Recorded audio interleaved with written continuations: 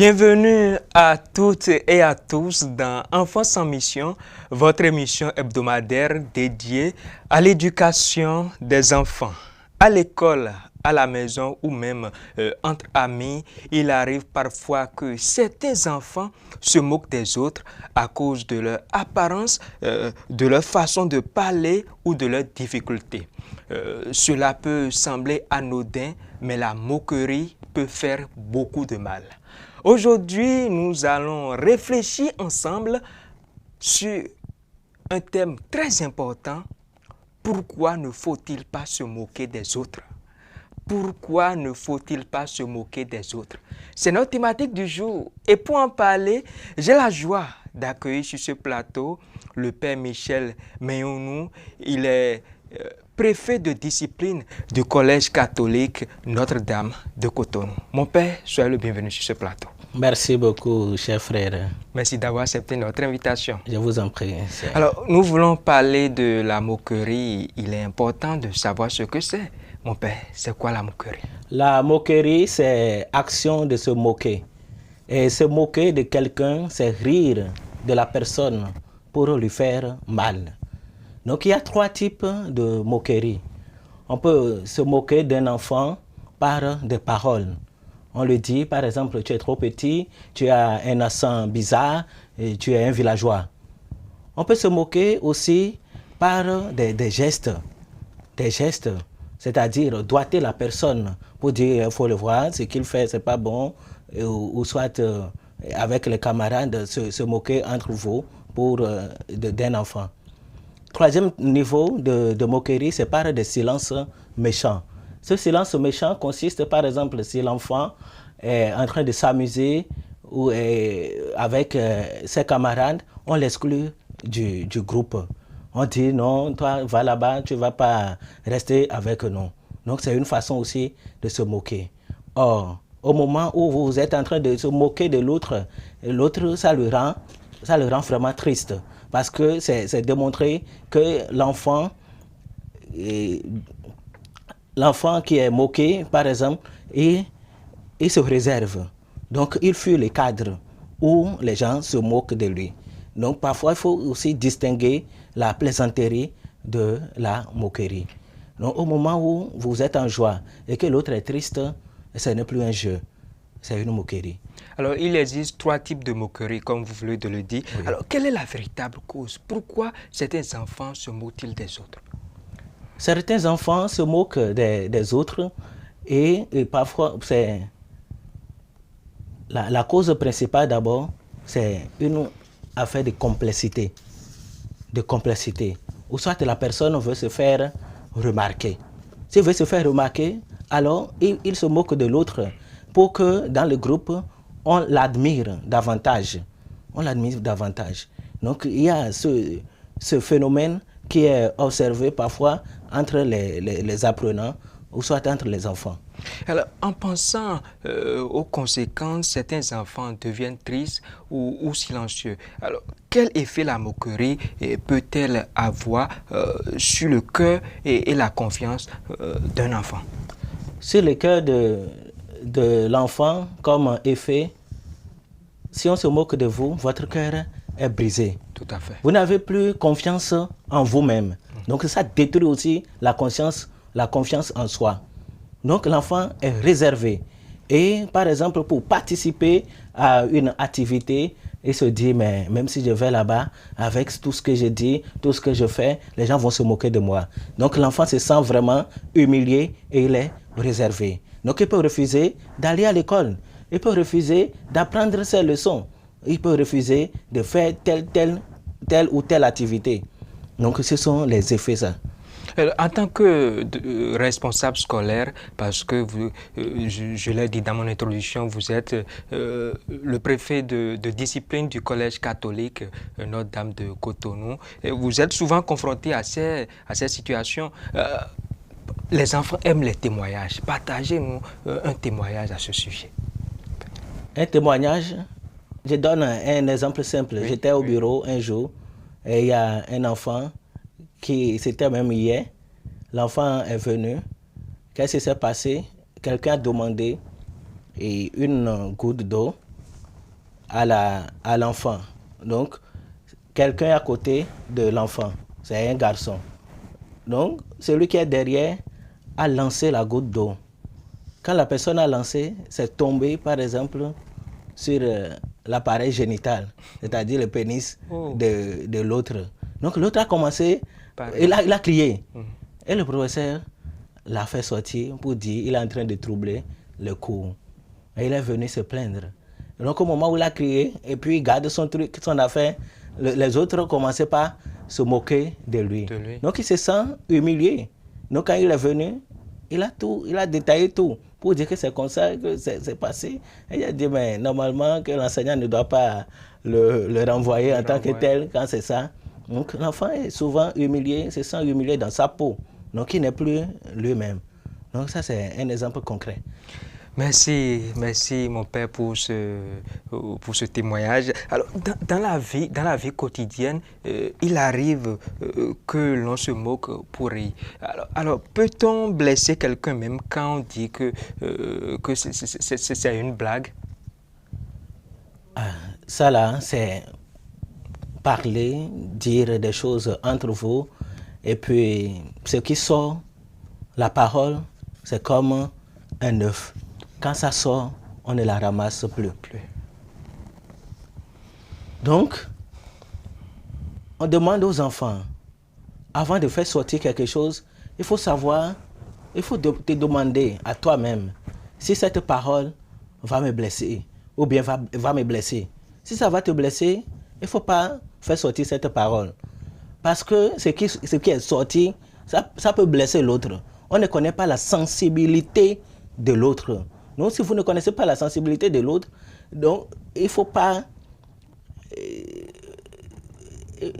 dire certaines choses qui le met mal à l'aise. C'est pourquoi au début j'ai dit qu'il faut distinguer la plaisanterie de la moquerie. Parfois, ça peut être une plaisanterie entre amis, entre groupes, et puis on se partage des idées, des choses, des événements. Mais à un moment donné, il faut faire la différence pour savoir, et il faut aussi lire les impressions de l'autre quand vous êtes en communication, pour voir mais ce que je lui dis, est-ce qu'il accepte, est-ce qu'il accueille, ou bien il y a des choses qui le touchent profondément. Là, vous n'allez plus blesser l'autre en tant que tel. Donc c'est un peu ça. Sinon, la moquerie, ça blesse, ça brise. En réfléchissant au comportement chrétien, Jésus nous invite à aimer notre prochain. Alors, que nous enseigne la foi chrétienne face à la moquerie, mon père? La foi chrétienne nous enseigne d'aimer notre prochain comme nous-mêmes. Aime ton prochain comme toi-même. C'est la règle d'or. C'est la règle d'or. C'est le commandement de l'amour en double volet. L'amour de Dieu et l'amour du prochain. Or, si tu aimes ton frère, tu ne vas pas lui faire mal. Dire quelque chose qui va lui faire mal. Non. Tu essaies de te mettre à la place de l'autre. Et aussi, tu peux aussi considérer, si Jésus était là, est-ce qu'il va se moquer de l'autre? Ou soit si l'autre parle, il a un accent bizarre, si Jésus est là, est-ce que Jésus va rire de la personne? Ou bien, qu'est-ce qu'il va faire? Il va l'aimer davantage et l'aider à s'améliorer. En revenant à l'exemple de Jésus, il accueillait tout le monde sans rejet. Alors, comment son attitude peut-elle inspirer les enfants à ne pas se moquer des autres? Dans l'évangile, ou soit dans les évangiles, les synoptiques, c'est-à-dire l'évangile selon saint Matthieu, Marc et Luc, Jésus a dit clairement, laissez les enfants venir à moi. Donc il les accueille, les démunis, les rejetés. Donc c'est un exemple à palme pour nous. Et quand nous allons à l'église et nous écoutons ces messages, il faudrait que nous intériorisions ces messages-là pour savoir vivre, pour savoir les pas à poser pour ne pas blesser ou bien pour ne pas mettre l'autre mal à l'aise. Quand un enfant est témoin d'une moquerie, il ne sait pas toujours quoi faire. Quelle attitude doit-il adopter pour aider son camarade? je donne l'enfant qui se sent moqué, d'abord, il est humilié, il se sent humilié. Parfois, il faut prendre ça avec courage. Et si l'enfant est consciencieux, s'il réfléchit bien, par exemple, il peut demander à l'autre, se rapprocher de lui, pour dire, mais qu'est-ce que j'ai fait et puis tu m'as fait ceci ou cela. Oui. Et si moi je suis dans le groupe et je vois qu'un enfant se sent humilié, je peux me rapprocher de l'autre pour l'aider. Si je donne un exemple, on est au terrain, on est en train de jouer entre nous, enfants, et puis quelqu'un est tombé. Et les autres ont commencé par se moquer de lui. Donc il se sent humilié. Il ne peut même pas commencer par pleurer dans le temps. Si moi je suis dans le groupe et je suis enfant de Dieu, et je sais que Jésus est mon ami, je me rapproche simplement de l'autre et je lui dis, ah mon ami, lève-toi. Ça peut arriver à tout le monde. Donc c'est arrivé. Donc lève-toi, il ne faut pas pleurer. Faut pas pleurer. Là, l'enfant se sent en confiance.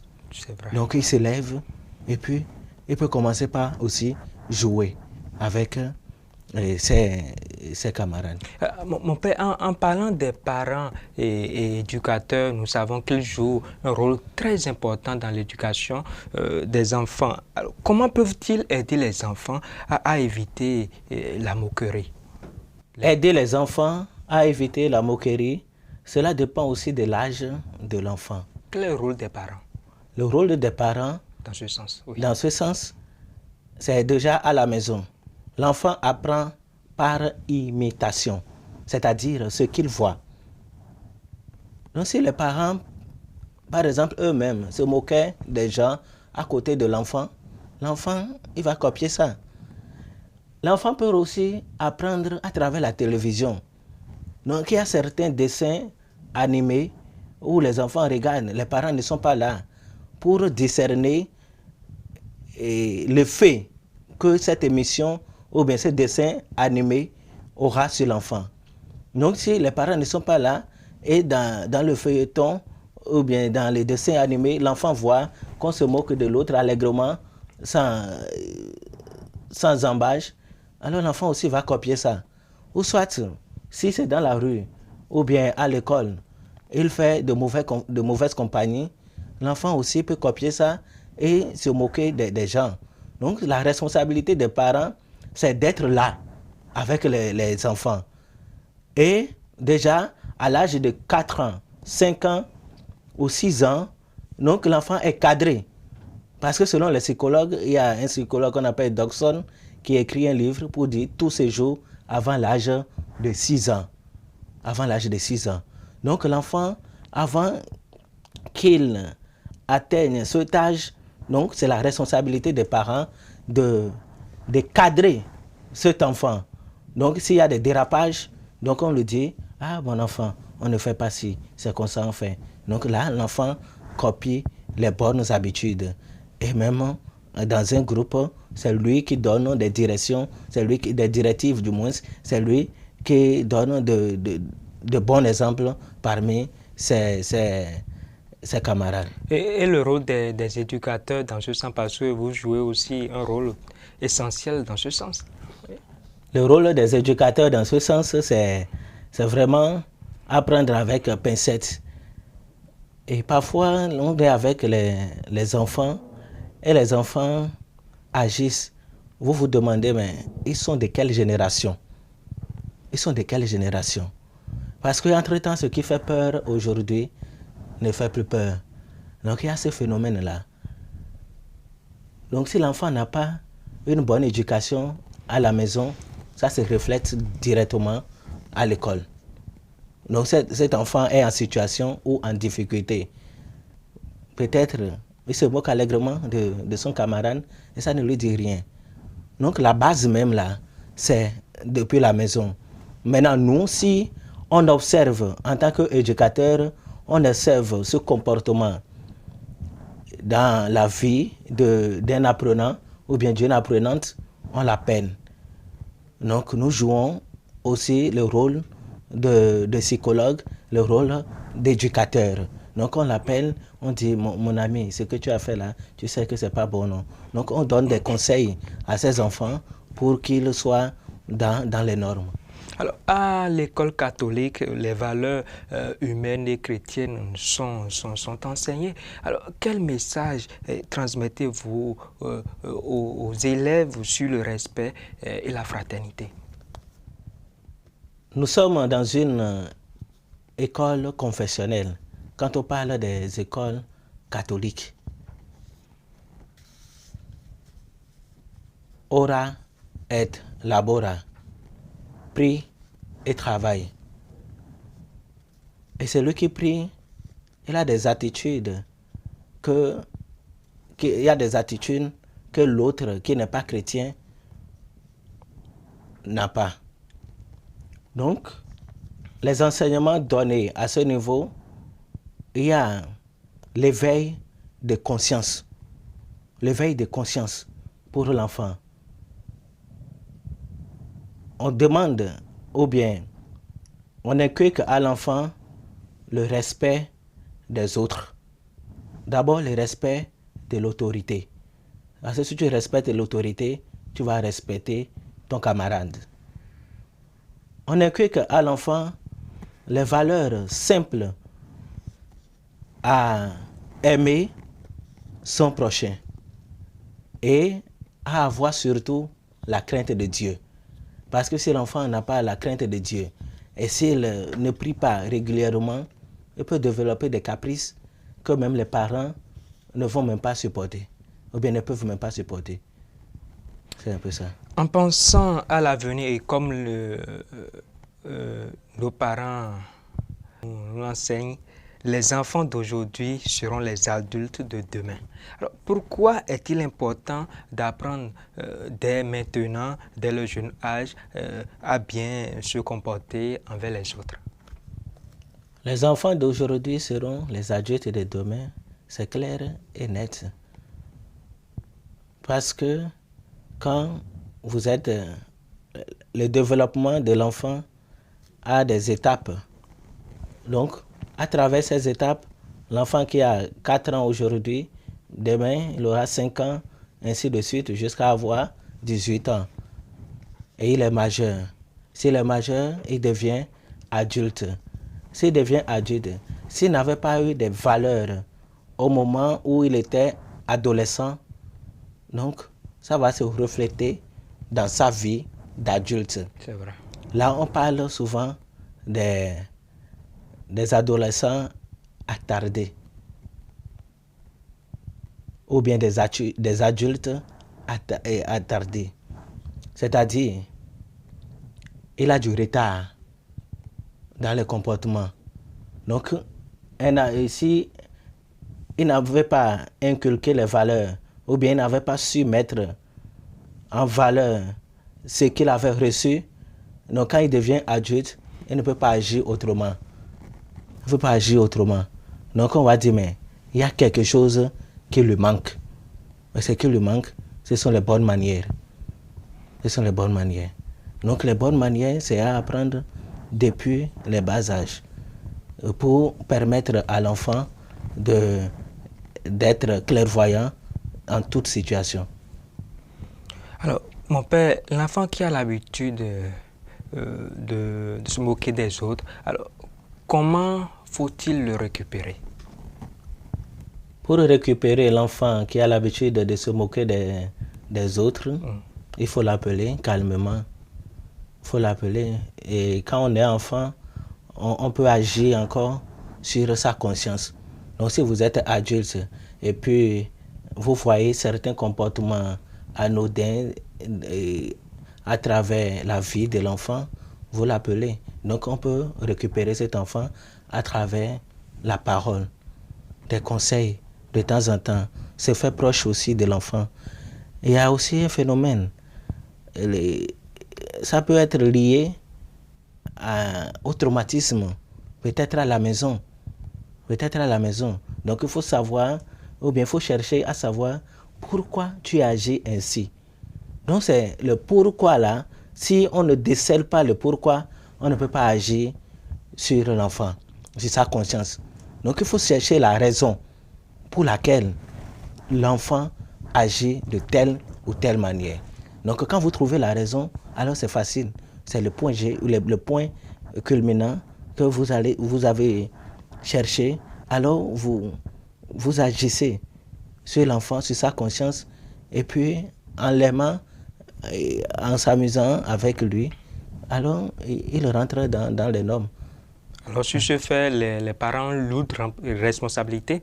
C'est une lourde responsabilité pour les parents, évidemment. C'est une lourde responsabilité. C'est à eux d'abord de suivre l'enfant et de voir les bonnes manières et de voir comment les enfants agissent pour pouvoir les aider. Parce que quand vous n'êtes pas là, l'enfant fait ce qu'il veut.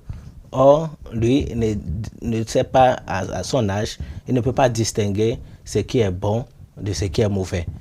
Donc il faut qu'un adulte soit là pour lui dire, ah mon enfant, tu as fait ci, tu as fait ça, ce n'est pas ça qu'on fait, c'est comme ça on fait, c'est comme ça on agit. Pour parler à une grande personne, c'est comme ça on s'exprime. Donc si les parents ne sont pas là, alors l'enfant, il agit selon ce qu'il voit, ou bien selon son aise. Merci beaucoup mon père. Nous sommes pratiquement à la fin de cette émission. Quel message simple souhaitez-vous adresser à tous les enfants qui nous suivent actuellement pour les encourager à bannir la moquerie? Chers enfants, nous avons dit au cours de cette émission que la moquerie, c'est une mauvaise chose. Alors, si nous sommes enfants de Dieu, nous savons que Jésus est notre frère en humanité. Nous ne devons pas nous moquer de notre prochain. Nous devons chercher à développer de bonnes manières. Nous devons chercher à imiter Jésus. Jésus qui aime tout le monde sans distinction. Même si l'enfant a des comportements bizarres, il vient d'une famille pauvre, on l'accepte et on l'aide à aller de l'avant. C'est ça un bon enfant doit faire pour accepter l'autre tel qu'il est. Que l'autre se sente vraiment aimé et se sente vraiment à l'aise parmi ses camarades. C'est ça l'essentiel. Bon, mon père, nous avons dit tout à l'heure que les parents ont eu lourde responsabilité. Un message aussi à leur endroit. Aux parents, je dis simplement d'être là pour les enfants. C'est nécessaire. Même si vous avez des activités qui vous occupent toute la journée, le soir au moins, soyez en famille et discutez avec les enfants. Prodiguez-les des conseils, inculquez-les de bonnes manières et aidez-les toujours à aller de l'avant. Merci beaucoup, Père Michel, pour ces paroles riches et éducatives. Et merci d'avoir accepté notre invitation. Merci à vous. Chers enfants, apprenons chaque jour à respecter, aimer et encourager les autres comme Jésus nous l'enseigne. Merci de nous avoir suivis. À très bientôt pour un autre numéro.